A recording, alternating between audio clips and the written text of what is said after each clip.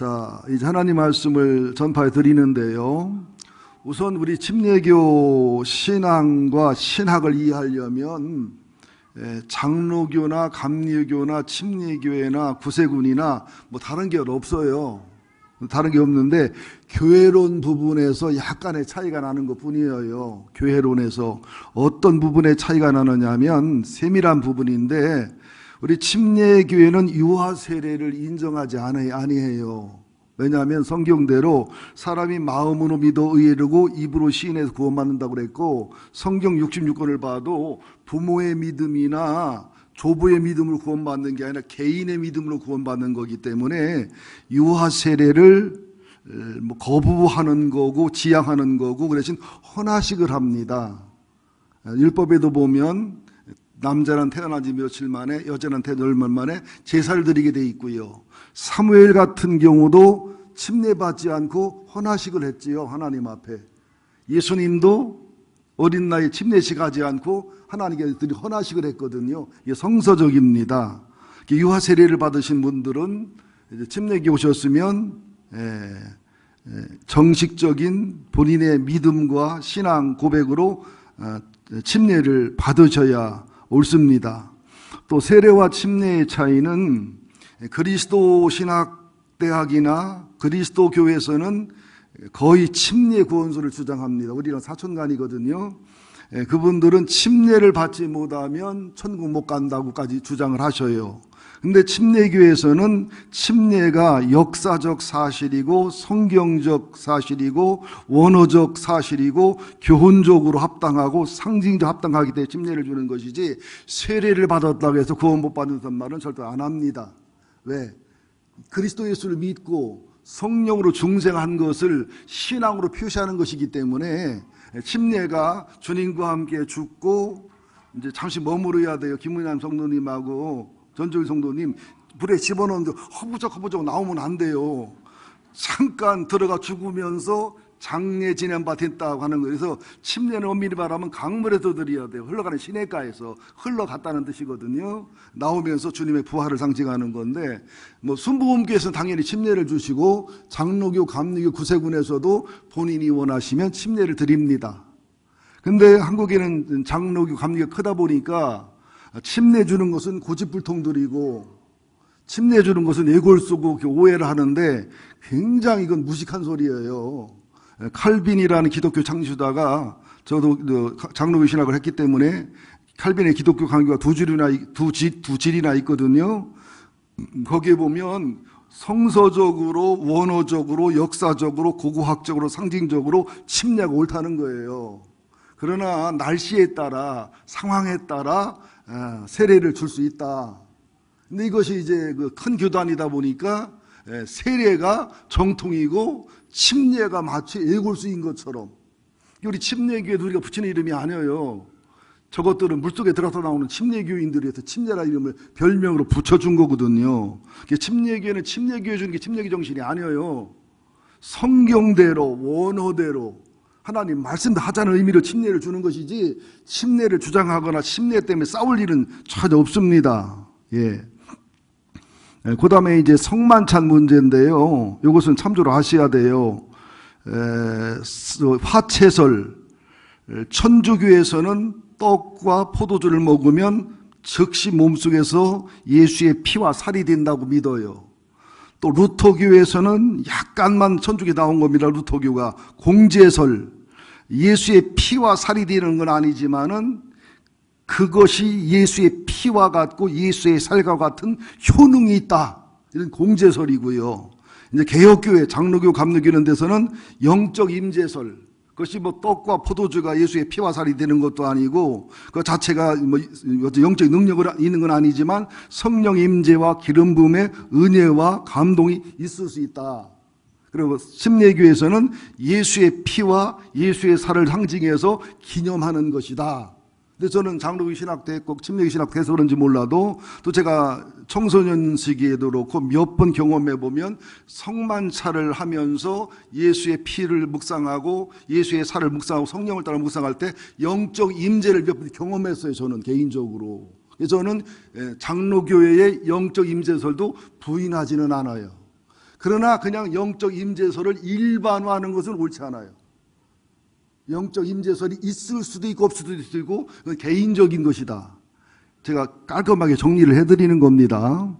또 직분 같은 경우도 감리교회에서는 감독 정치를 합니다. 그래서 보통 총회장들을 감독이라고 그러잖아요. 그리고 장로교, 감리교회에서는 또 장로 정치를 하지요. 장로님들을 선출해서 그분들이 대의원이 돼서 거기서 결정하는 것은 교회가 따라야 되는 하나의 국회 역할을 합니다. 근데 침례교회에서는 감독이나 장로나 목사를 한 직분으로 봐요. 감독은 교회를 전체를 책임지고 치리하는 사람, 장로는 영적인 경험이 있고 영적인 노하우가 많이 있어서 사단의 괴기를 이길 수 있는 사람, 목사는 가르치고 인도하는 양의 지도자가 되는 사람을 하나의 직분으로 봐요. 그래서 실제로 베드로 같은 경우도 사도였거든요. 목사 반열이었거든요. 자기를 장로다 이렇게 소개를 합니다. 그래서 설교하고 가르치고 치리하는 교회 지도자를 현재는 목사다 그렇게 표현하는데 목사 속에 감로, 장로, 목사가 다 들어있는 겁니다. 그런데 침례교에서는 사도행전에 있는 7장에 있는 안수 집사가 장로교 감로교의 장로입니다. 그래서 이분들의 기능은 신방하는 거, 구제하는 거, 섬기는 거, 재정관리하는 거, 전도하는 거, 양육하는 거, 교육하는 거, 바나바 사역처럼 사람을 세워주는 거, 이것이 성서적인 원리에 맞습니다. 근데 침례교 총회에서 이제는 장로를 세우라고 총회에서 가결한 것이 아니라 침례교의 안수 집사님들이 40, 50이 됐었는데도 이제 안수사 장로들 모임에 가면 장로교, 감로교에는 장로, 안수사 레벨이 있거든요. 이게 연세가 높고 아무리 훌륭하셔도 안수 집사란 이유 때문에 이게 무시를 받거나 활동하기에 힘들고 어려운 면이 있어요. 그래서 개교회가 원하면 장로 호칭을 쓸 수 있다. 그러나 당회는 절대로 세울 수 없고 또 장로교나 감로교회나 그런 장로는 아니나 호칭으로 쓸 수 있다. 이런 뜻으로 총회에서 허락을 해준 겁니다. 그러나 세우라고 허락해 준 게 아니라 필요하면 쓸 수 있다. 이렇게 이해를 하시면 돼요. 그래서 정체적으로 정체를 볼 때 정체 또는 교회 정치를 볼 때 천주교회는 전제정치입니다. 전제정치. 완전히 교황이 성경하고 같은 권위가 있어요. 예수님과 같은 권위가 있는데 여러분 막달라 마리아가 창녀였다고 생각하는 분 손 들어보실래요? 막달라 마리아가 창녀였다. 이제 손을 들어야 되나 말해야 되나 고민을 하는 거예요. 그러면 막달라 마리아가 창녀가 아니었다. 세 번째, 이런 건 주로 묻지 마라. 성경에 보면 막달라 마리아가 7 귀신 들어갔다는 말이 나오고 또 죄인이란 말은 나오지만 창녀란 말은 안 나옵니다. 물론 창녀일 확률이 있긴 해요. 근데 AD 500 몇 년인데 그레고리 1세라고 굉장히 유명하고 지식도 많고 탁월한 그 교황이, 그리고 음악에 대해 조예적인 교황이 설교를 하다가 자기도 모르게 막달라 마리아는 창녀였거든 그래 버렸어요. 죄인이지 귀신 들렸지 그러니까 그 당시 통념적으로 그렇게 말해. 그러니까 일단 교황이 말해버리면 성경하고 이게 똑같은 권위가 주어지기 때문에 그때부터 천주교에서는 막달라 마리아는 창녀였다. 그것이 이제 신학으로 성경을 굳어버린 거예요. 그러다가 1969년도 교황청에서 미루다가 사과문을 냈습니다. 막달라 마리아는 창녀였다는 확실한 증거가 없기 때문에 우리 천주교에서 실수한 거다. 마녀 사냥이라든지 십자군 전쟁이라든지 많은 부분들을 천주교가 사과를 했습니다. 그 개신교에서 이런저런 문제 생기는데 여러분 몰라서 그래요. 천주교에서 아동 성학대 하는 것이라든지 이런저런 불륜이라든지 이런 말할 수가 없습니다. 근데 개신교는 말 그대로 개처럼 싸우고 하나가 안 돼. 천주교회는 딱 하나가 잘 되기도 하고 천주교를 광고하고 선전하는 무서운 단체가 있고 무슨 문제가 생기면 그걸 막고 그거를 합리화하고 하는 그 단체가 강력합니다. 천주교는 종교라기보다 하나의 국가 단체로 보시면 돼요. 그래서 천주교는 전제 정치를 하고요. 장로교, 감로교는 장로 정치를 합니다. 한국은 유교적인 문화이기 때문에 침례교회 민주정치가 잘 통하지 않아요. 한국 교회가 그래서 부흥한 겁니다. 장로교 감리교회가 일찍도 들어왔거니와 그 계급적인 그 유교적인 그것이 잘 먹힙니다. 침례교회는 민주정체고 사무처리와 재직회가 결정하는 것이 최고의 결정이고 마지막 결정이지만 이 침례교회는 교인들의 수준이 높아야 돼요. 교인들이 영적 수준이나 지적 수준이나 인격이나 민주주의에 대한 개념 이해를 철저히 하고 있어야 침례교회가 꽃이 핍니다. 앞으로는 아마 한국이 침례교회 꽃필 확률이 높아요. 워낙 똑똑해지고 워낙 성숙하고 많이 배운 사람이 많이 있기 때문에 그렇게 이해를 하시고요. 천주교는 교황과 교회가 성경 말씀 위에 있습니다. 그리고 성경 66권 말고 애경 9권, 11권을 정경으로 인정합니다. 개신교는 하나님 말씀이 위에 있고 말씀 아래 교회가 있습니다. 그리고 66권만을 정경으로 믿습니다. 그리고 우리가 믿는 성경 66권은 내용은 히브리서 성경이고 성경 순서는 헬라어로 번역한 세프아진토라고 하는 그 70인역의 순서를 따른 거예요. 왜냐하면 히브리 성경은 주제별로 묶었어요. 주제별로. 우리는 세프아진토라고 하는 그 70인역의 순서를 따른 것이다. 이렇게 아시면 되고요. 그 침례교회는 하나님 말씀 중심의 교회고 중생한 성도인 에클레시아 중심의 교회다.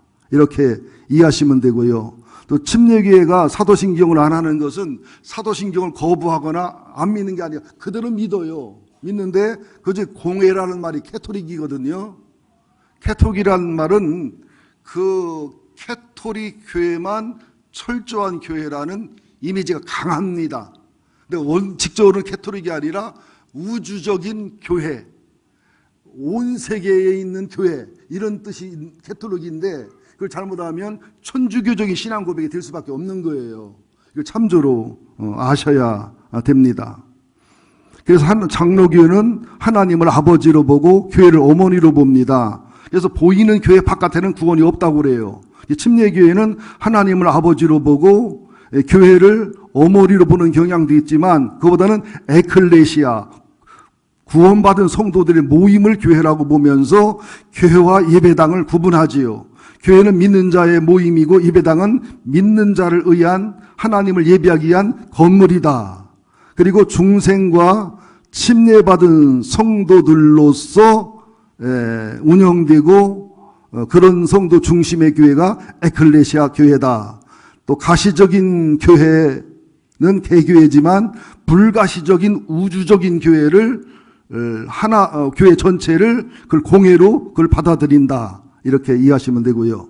또 침례교회는 구약과 신약을 똑같이 믿고 똑같이 신앙하지만 신약 성서적인 교회다. 왜? 구약을 덜 믿어서가 아니라 구약은 그림자고 신약은 완성이기 때문에 구태여 침례교회를 말하면 신약 성서적인 교회다.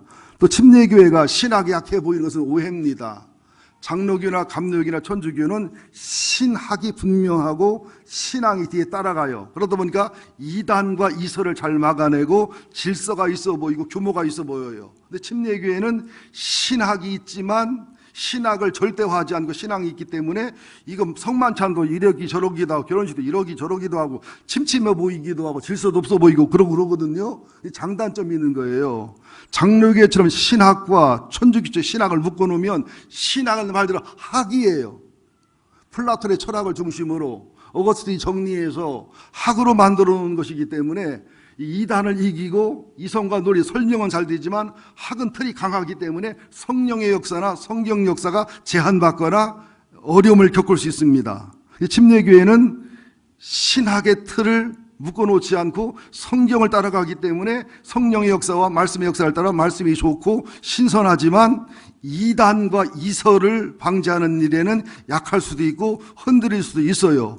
그래서 침례교회 총회에서나 침례교회 모임에서는 1년에 한 번씩 5년에 한 번씩 신학 고백, 신앙 고백서를 해서 신앙을 바꾸진 않지만 신학에 매이지 않는, 그러나 신앙을 정리한 교리와 신앙 고백을 맨날 고백해 가는 거예요.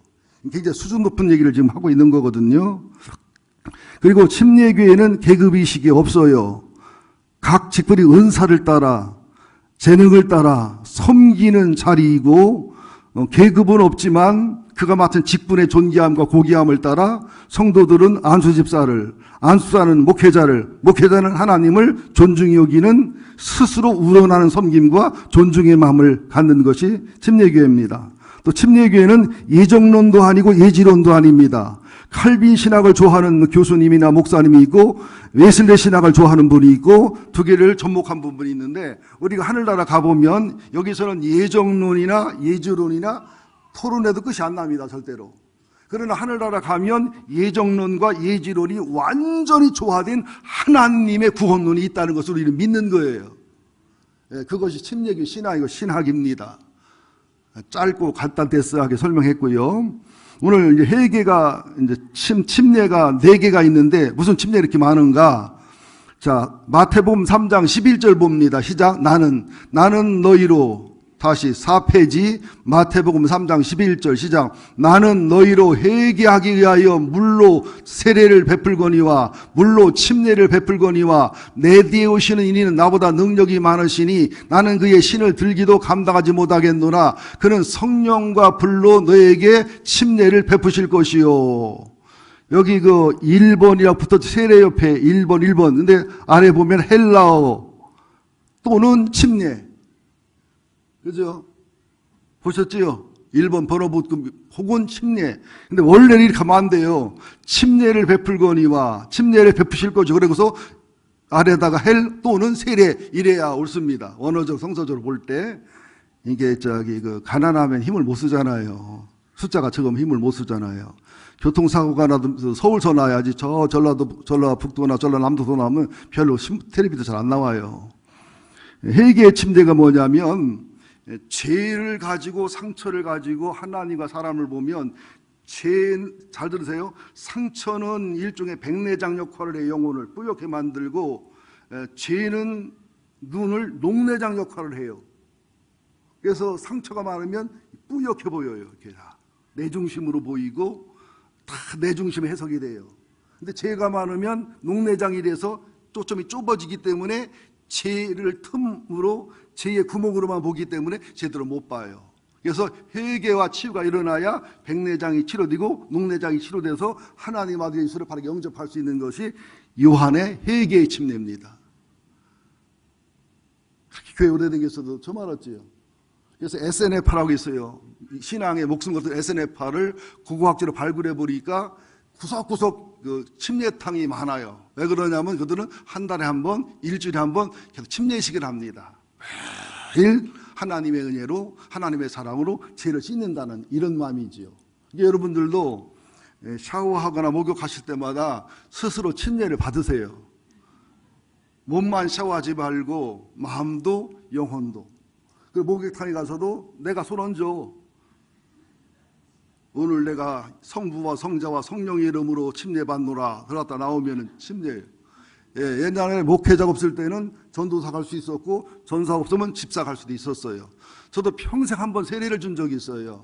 우리 조종래 권사님 부분 되시는 조합장님이 이제 신앙이 생겨서 돌아가실 때가 됐는데, 침례를 해달라는데, 그분 침례식 해드리면 돌아가셔요. 그럼 나는 살인자가 돼요. 이방 가실 분인데. 그래서 성부와 성자와 성령 이런 세례를 드렸습니다. 하나도 없는 거예요.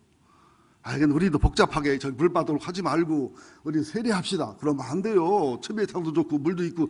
나는 침례가 기다려줘. 시원한데 나오려면 섭섭한데. 회개의 침례가 있고 그다음에 중생의 침례가 있어요. 마태복음 28장 19절 20절에 보면 너희는 모든 민족으로 제자를 삼아 아버지와 아들과 성령의 이름으로 침례를 주고, 이건 뭐예요? 중생한 사람이, 예수 믿고 구원받은 사람이 하나님과 사람 앞에 시인하는 거예요. 초대교회는 침례 받으면 목숨 내놓는 거예요.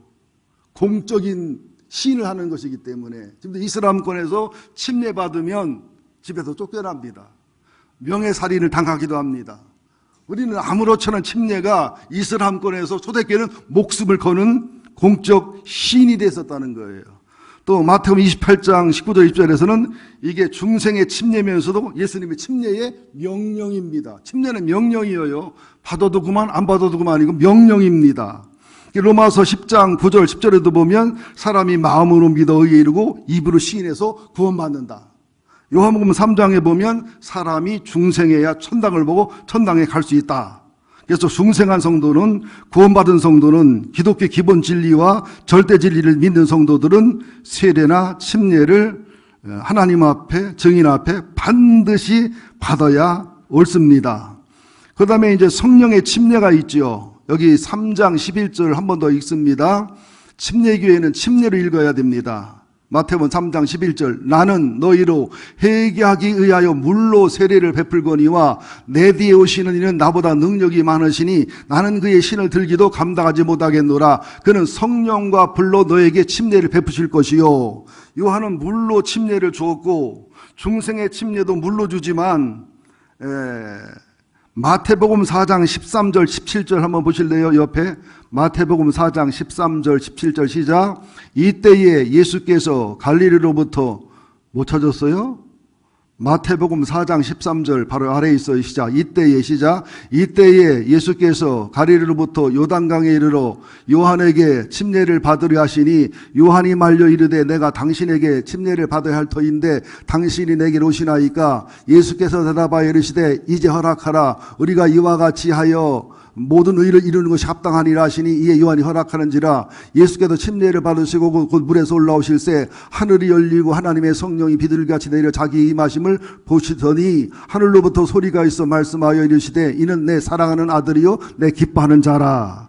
이것은 이제 성령 침례라기보다는 하나님의 보증과 성령님의 보증을 얘기할 수도 있고요. 이걸 우리 기준으로 하면 성령 침례일 수도 있고, 또 하나는 마태복음 28장에서는 침례에 대한 명령이지만 마태복음 4장 13절, 14, 15, 16절에서는 침례의 모범입니다. 침례는 중생한 자가 마땅히 받아야 되고 주님의 명령이고 주님의 모범이고 또 하늘나라의 가족이 되는, 그죠? 교회의 정의원이 되는 과정이기 때문에 침례를 받아야 된다는 것이죠. 사도행전 2장 1절 4절에 보면 성령 강림이 임하잖아요. 성령 강림, 이게 성령 침례고, 또 성령이 내주한 정도로서 우리가 침례를 받지만 성령의 충만과 성령의 임재와 기름 부음이 임하면 성령의 침례란 말을 쓰는 겁니다. 또 이것은 로마서 6장 1절 이하에 보면 성령 침례를 받는다는 것은 성령 충만과 임재와 기름 부음이지만 반드시 갈라디아 2장 10절 주님과 함께 죽고 주님과 함께 살아서 성령 임재와 기름 부음이 자유롭게 임하는 상태를 성령 침례라고 그래요. 잘 들어보세요, 여러분들. 예수를 믿어 성령이 내주에서 침례받는 것은 응애 아기로 태어나는 거예요. 그런데 서서히 내 자아가 죽고 내가 죽고 예수로 살고 내가 죽고 예수로 살면 성령이 강력하게 임재와 기름 부음이 될 수 있고, 성령의 임재 강력하고 성령의 임재가 강력하고 또 강력해지면 서서히 가짜 나는 죽고 진짜 예수로 사는 것이 한 세트로 움직여지게 돼 있어요. 우리는 근데 이상하게도 성령 충만과 임재는 오는데 나는 안 죽어. 끝을 넣는 거예요. 끝을 넣는 거. 성령 충만과 임재가 제대로 오면 나는 죽고 예수로 살아야 돼요. 성령의 9가지 열매나 고린도전서 13 성령의 속성이나 베드로서의 신의 성품이나 전도의 열매가 나타나야 되거든요. 근데 이상 한국교회는 성령 충만하면 이상한 소리는 하는데 내가 안 죽어요. 예수를 살질 않아. 이것은 사이비 성령 충만이다. 이것을 고구마를 끝을 누른 거다. 이렇게 표현을 했지요. 이제 마지막입니다. 힘들다. 마지막 사명의 침례, 마가복음 10장 찾아보시겠습니다. 나 쳐다보지 말아요. 물 좀 먹을 테니까. 컵이 없어서 이렇게 먹을 테니까. 우아하게 안 먹을 테니까.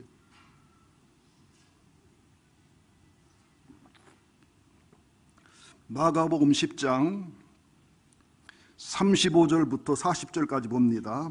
사명의 침례, 순교의 침례를 말합니다. 마가복음 10장 38절에서 40절인데 35절부터 읽지요. 마가복음 10장 35절 시작. 세베대 아들 야고보와 요한이 주께 나와 여짜오되 선생님이여 무엇이든지 우리가 구하는 바를 우리에게 하여 주시기를 원하옵나이다. 이르시되 너에게 무엇을 하여 주기를 원하느냐. 여짜오되 주의 영광 중에서 우리를 하나를 주의 우편에 하나는 좌편에 앉게 하여 주옵소서. 예수께서 이르시되 너희는 너희가 구하는 것을 알지 못하는도다. 내가 마시는 잔을 너희가 마실 수 있으며 내가 받는 침례를 너희가 받을 수 있느냐. 그들이마다 할 수 있나이다. 예수께서 이르시되 너희가 내게 마시는 잔을 마시며 내가 받는 침례를 받으려니와 내 좌우편에 앉는 것은 내가 줄 것이 아니라 누구를 위하여 준비되었던지 그들이 얻을 것이니라. 우리는 축복은 받으려고 하는데 축복을 뿌리는 대가는 안 하려고 그래요. 하늘에 상급은 받으려고 하는데 상급을 뿌리고 싶은 대가는 안 치르려고 그래요. 그래서 예수쟁이들이 제일 공짜를 좋아해요. 천당을 공짜로 가다 보니까 천당이 공짜인데 뭐는 공짜가 아니겠어. 그죠? 천당을 공짜로 갔는데 알고 보니까 하나님을 포기했잖아요. 아들을 죽여가면서 우리를 구원한 거 아니겠어요. 공짜 아니잖아. 엄청난 대가잖아요. 이것처럼 회개의 침례와 중생의 침례와 성령의 침례와 주님과 함께 죽고 주님과 함께 사는 침례와 그리고 진정으로 회개 열매가 있는 침례를 받으면 반드시 순수한 의미의 비전과 사명이 오게 되어 있어요. 보세요. 요새 현대교인들은 자기가 비전을 만들어요. 10년 후에 우리 교인이 500만 명을 만들겠다. 20년 후에 우리 교회가 교도소를 50명 파송하겠다. 이것은 엄밀히 말하면 계획이고 목표지 비전이 아니에요.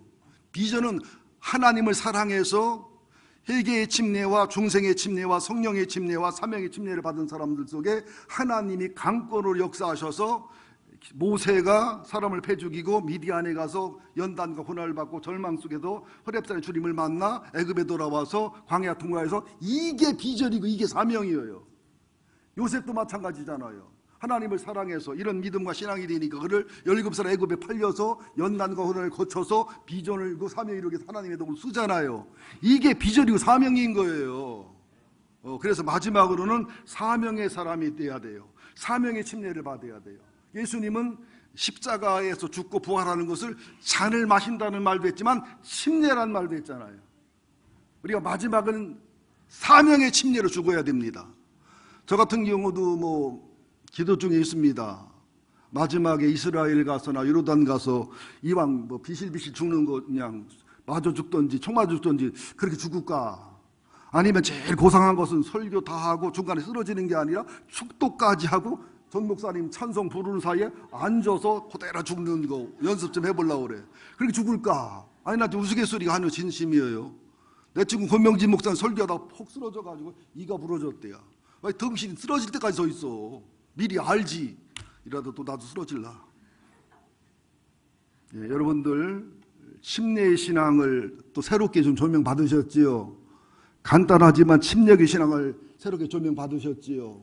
여러분 건강한 신앙, 성경적인 신앙, 이 마지막 시대의 순수한 믿음의 중심을 잡는다는 것은 굉장히 중요합니다. 우리가 온전하기를 주님이 기대를 하지만 기대 안 해요. 우리는 넘어질 것 주님이 아셔요. 실수할 것도 아셔요. 연약함도 아셔요. 의인은 안 넘어지는 게 의인이 아니라니까. 여러분들 죄를 안 지는 게 의인이 아니라니까. 죄 짓고 괴로워하는 거, 넘어지고 아파서 괴로워하면 또 일어나는 거, 슬퍼하면서 또 일어나는 거, 나도 내가 밉지만 또 일어나고 걸어가는 거, 이게 의인이지 안 넘어지고 실수 안 하고 온전한 건 의인이 아닙니다. 그러면은 교만하지 의인일 수가 없어요. 그런 사람한테는 사도 바울 정도의 가시가 옵니다. 안 넘어지고. 여러분들 가끔 넘어지는 게 사도 바울 가시가 안 오는 비결도 돼. 별거 다 일러주네. 자, 이제 마지막으로 우리 전종일 성도님, 김은환 성도님 자리에서 일어나서 서약하는 시간 갖겠습니다. 우리 교회 생긴 이후로 부부만 받는 건 오늘 처음이에요. 학생들에도 미리 있었거든요. 지금 어느 분은 남편이 문제가 생기고 또 어느 분은 시간이 안 맞아도 침례를 못 받는 분이 있네요. 네. 자, 오른손을 드시고 제가 묻는 말에 아멘으로 대답해 주시기 바랍니다. 성경 66권을 하나님 말씀으로 믿습니까?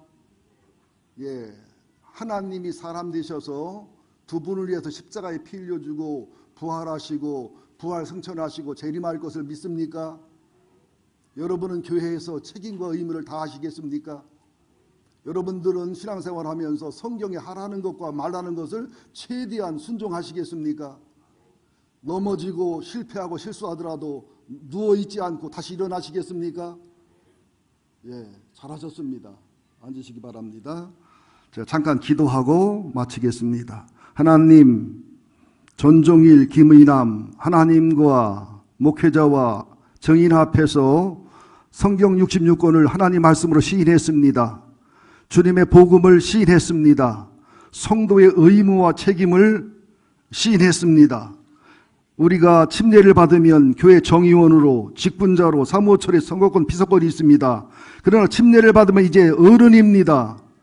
세상으로 말하면 주민등록증이 나오는 겁니다. 주일성수, 11조, 각종 헌금, 공예배, 헌신, 봉사, 섬김, 기도, 찬양, 말씀, 교제, 교육, 전도, 선교, 성결, 성화, 가정화가, 직장에서 예수의 편지, 향기, 교회 주인의식, 교회를 보호하고 목회자를 보호하고 하나님의 질서와 교회의 질서를 지키는 아름다운 책임과 의무를 다해야 됩니다. 그들에게는 아름다운 축복의 은혜가 따를 것이며 그들은 하늘나라의 영광과 존귀의 상급이 따를 줄로 믿습니다. 건강한 침례교 신앙으로 저희를 붙잡아 주시고 건강한 침례교 신앙으로 저희를 감동해 주시옵시고 이 마지막 시대에 주님의 기쁨이 되는, 주님의 행복이 되는 아름다운 그 교회, 그 성도가 되게 하여 주옵소서. 침례식 중에 성령의 임재와 기름 부음이 있게 하시고 은혜와 감동이 있게 하여 주옵소서. 가장 적은 침례식의 인원이지만 한 영혼이 천하보다 귀합니다. 한 영혼이 천하보다 귀합니다. 성령의 임재와 기름 부음과 모든 증인들의 은혜와 감동이 있게 하여 주옵소서. 예수님의 이름으로 기도합니다. 아멘.